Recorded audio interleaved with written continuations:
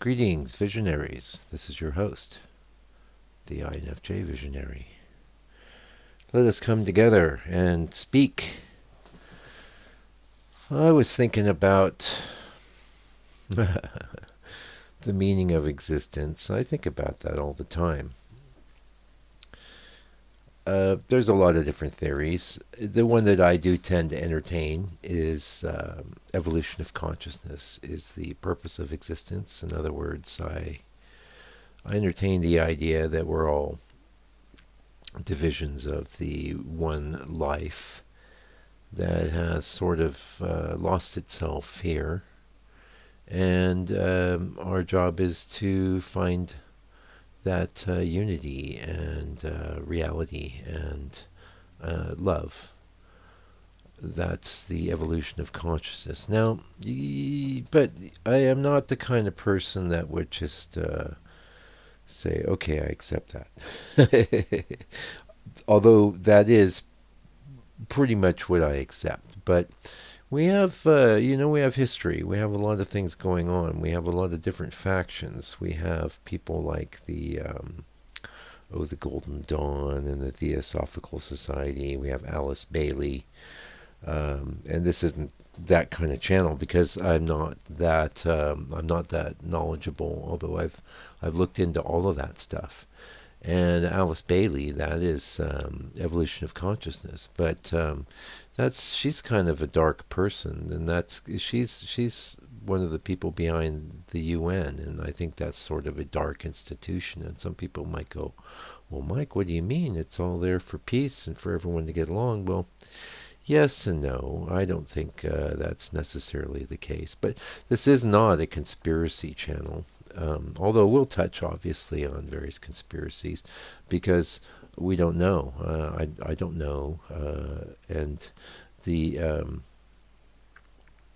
you're on firm ground when you say you don't know. Anyway, I think evolution of consciousness is still a good idea, even if Alice Bailey and some of the more satanic types think it is as well.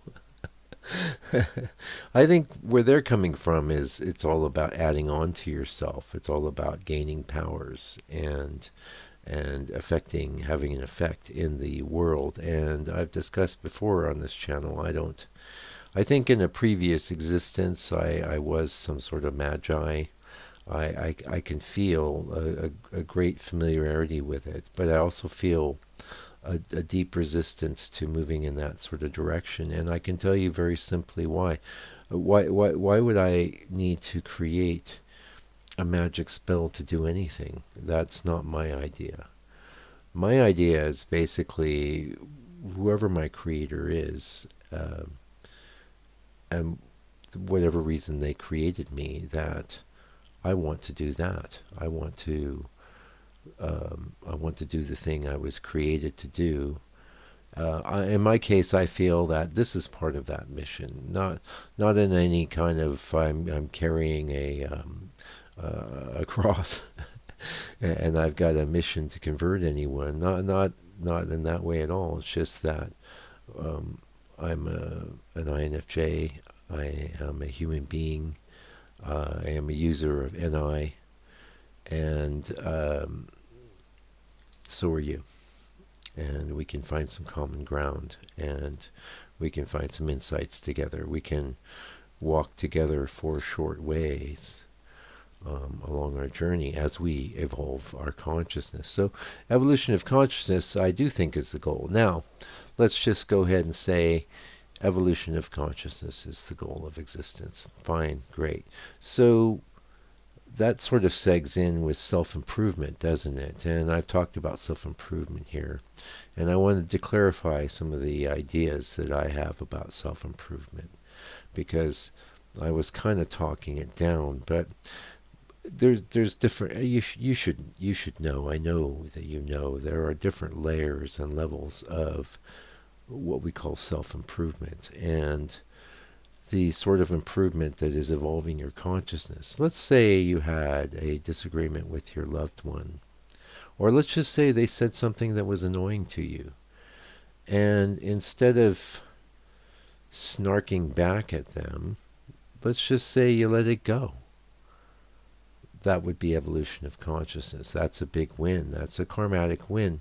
You may not. It may be a small thing. How many moments do you have like that? But and there are lots of times when we take that internal bait, and instead of just letting things go that sort of annoy us or whatever, or that we have a sort of a stance we take internally of right and wrong, and we're going to correct other people's behavior, that sort of stance. Um, yeah, that's not a stance that's going to bring much peace to the world. It's not your job to correct other people's behavior. It's your job to lead by example. It's your job to be the person that lets things go.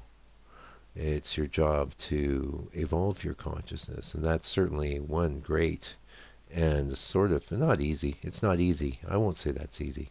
It's not easy when you sort of know you're right. Like, no, that's a dumb way to be. Why are you doing that? Yeah, that's dumb.